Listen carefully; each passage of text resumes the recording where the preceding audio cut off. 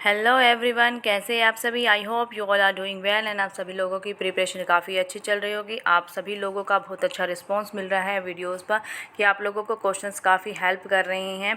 तो यस, जितने भी क्वेश्चन मैं आपको करा रही हूँ ये सभी क्वेश्चन प्रीवियस ईयर के क्वेश्चन हैं, चाहे वो DSSS हो, NVS हो, KVS हो, EMRS हो। ठीक है, किसी भी एग्ज़ाम में जो भी कॉमर्स का आपका एग्ज़ाम होता है उसमें ये सभी क्वेश्चन बेनिफिट आपको देने वाले हैं। तो चलिए स्टार्ट करते हैं हमारे क्वेश्चंस। आज का टॉपिक रहने वाला है हमारा सोर्सेज ऑफ बिजनेस फाइनेंस के रिगार्डिंग ये हमारे क्वेश्चंस रहने वाले हैं। तो फर्स्ट क्वेश्चन आप लोगों के सामने है, select the option that is not an important source of internal finance. Depository receipt, forward contract, euro currency loans या फिर euro bonds. DSSS PGT female जुलाई के एग्ज़ाम में आया हुआ क्वेश्चन है। ठीक है, 2018 में आया था ये। Select the option that is not an important source of international finance का इम्पोर्टेंट सोर्स नहीं है। तो क्या नहीं है इनमें से? तो करेक्ट आंसर आप लोगों का क्या हो जाएगा? जो फॉरवर्ड कॉन्ट्रैक्ट होता है ये इंटरनेशनल का फाइनेंस का सोर्स नहीं है। तो करेक्ट आंसर हमारा क्या हो जाएगा? Forward contract. एंड बाकी तीनों depository receipt, euro currency loans and euro bonds, ये सभी क्या है? हमारे इंटरनेशनल फाइनेंस के सोर्स है। देखिए, जितने भी क्वेश्चंस मैं आपको कराती हूँ, यदि आपको इनमें से कोई भी टर्म्स नहीं आती है समझ में, जैसे कि डिपॉजिटरी रिसिप्ट हो गया, यूरो करेंसी लोन्स हो गया, ये सारी चीज़ें क्या है, तो आप तभी की तभी क्या कर लिया करो, इनको गूगल कर लिया करो, ताकि आप लोगों को क्या रहे, टर्म्स यदि आपको माइंड में रहेगी तो आपका क्वेश्चन कभी भी गलत नहीं होगा। ठीक है, नेक्स्ट क्वेश्चन देखिए। नेक्स्ट क्वेश्चन है, which of the following is the primary differentiating factor between ADR and GDR as a part of depository receipt. Validity of the instruments, type of financial product, area of operation, negotiability. DSSS PGT male के exam में आया हुआ question है। क्या है? Which of the following is the primary difference, यानी कि जो ADR है एंड GDR में बेसिकली डिफरेंस क्या है ये आपको बताना है, किस बेस में इनके ऊपर डिफरेंस देखने को मिलता है। ADR एंड GDR की फुल फॉर्म आप लोग सभी गूगल पे सर्च करेंगे। यदि आपको नहीं पता तो आप मुझे कमेंट सेक्शन में पूछ सकते हैं, मैं वहाँ पर आपको रिप्लाई दे दूँगी। ठीक है, यदि आप किसी भी चीज़ों को अपने आप से जब आप सर्च करते हो तो वो चीज़ें आपके माइंड में ज़्यादा टाइम तक रहती है। तो इसलिए मैं आपसे यही बोल रही हूँ बार बार कि जो भी टर्म आपको समझ में नहीं आती उसको सर्च करो, उसको बारे में पढ़ो, ताकि आपको वो चीज़ें लाइफ लॉन्ग याद रहे।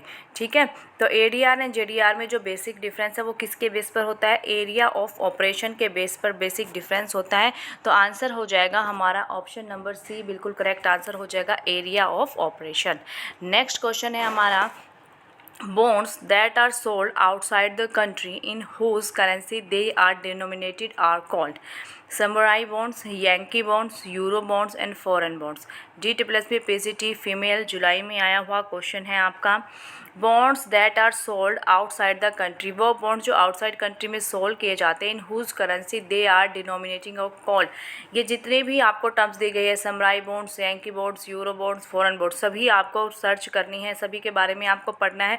DSSS में यहाँ से क्वेश्चन बेटा ज़रूर पूछा जाता है। तो जो भी बच्चा DSSS PGT कॉमर्स की प्रिपरेशन कर रहा है तो इन सभी टर्म्स को ध्यान से पढ़ना, यानी कि जो सोर्सेज ऑफ बिजनेस फाइनेंस में जितनी भी टर्म्स आती है ना, इनको आपको अच्छे से करके जाना है। यहाँ से आपके 1 या 2 क्वेश्चन आपको ज़रूर देखने को मिलेंगे। तो इस क्वेश्चन का करेक्ट आंसर हमारा क्या हो जाएगा? यूरो बॉन्ड्स, बिल्कुल करेक्ट आंसर हो जाएगा। Option number C is the right answer, euro bonds. Next question है, treasury bill is an instrument of short term borrowing maturing in period of less than 1 year, it is used by. जो हमारे treasury bill होते हैं जो short term के लिए होते हैं, उसको कौन यूज़ करता है? State government, central government, commercial bank या फिर नॉन बैंकिंग फाइनेंस कंपनीज। बताइए, जो ट्रेजरी बिल होते हैं, जो हमारा शॉर्ट टर्म बोरोइंग जिसकी maturity period less than 1 year होती है, इसको कौन यूज़ करता है? State government, central government, commercial bank या फिर नॉन बैंकिंग फाइनेंस कंपनीज। तो करेक्ट आंसर इसका हमारा क्या हो जाएगा? इसका सेंट्रल बैंक, बिल्कुल करेक्ट आंसर हो जाएगा। क्या हो जाएगा? Central bank. KVS के एग्ज़ाम में आया हुआ क्वेश्चन है। ठीक है, नेक्स्ट क्वेश्चन है, विच वन इज़ करेक्ट। आपको 4 स्टेटमेंट्स गिवन है, आपको बताना है कि इनमें से करेक्ट कौन सी है। Trade credit is a cost free source of finance. Trade credit involves implicit cost. With the increase in the firm's purchases, trade credit decrease if other things remain the same. Increase in deferred income reduces the firm's liquidity. KVS PGT 2018 में आया हुआ question है। Correct statement आपको find करनी है। तो बेटा इसमें करेक्ट स्टेटमेंट क्या हो जाएगी? Trade credit involves implicit cost. ठीक है, ट्रेड क्रेडिट में क्या होती है? इम्प्लिसिट कॉस्ट हमेशा छुपी हुई होती है और बाकी स्टेटमेंट्स हमारी फॉल्स हैं। नेक्स्ट क्वेश्चन है, the government of India establish the small industries development organisation यानी कि SIDO in the year.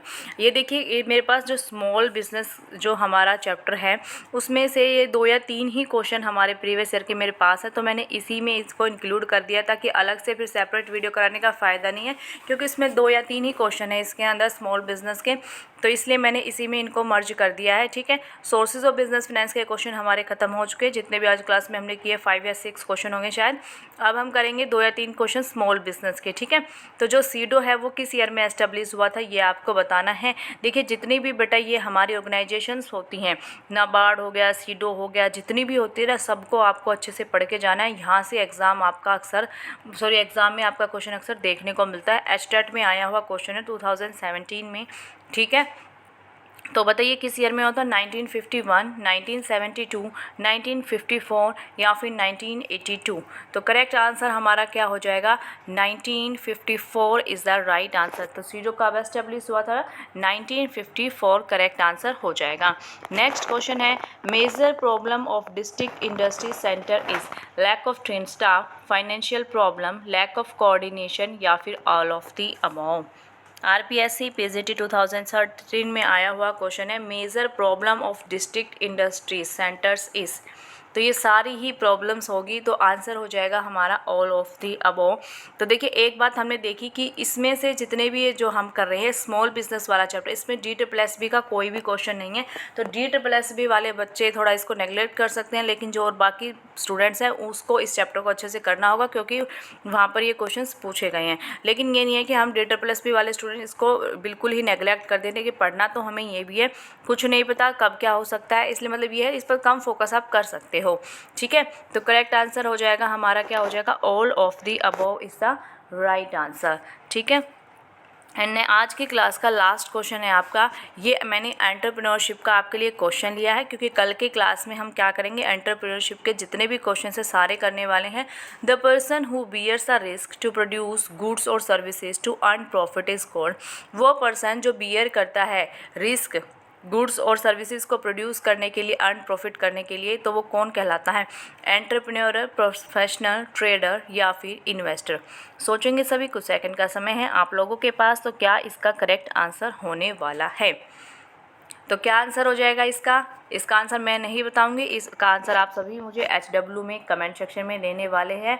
HW यानी कि होमवर्क आंसर लिखेंगे आप सभी कमेंट सेक्शन में। होमवर्क आंसर जो भी आपका आंसर होगा वो आपको लिख देना है। ठीक है, तो मिलते हैं नेक्स्ट क्लास में, करेंगे हम एंटरप्रेन्योरशिप के questions. Bye bye and take care.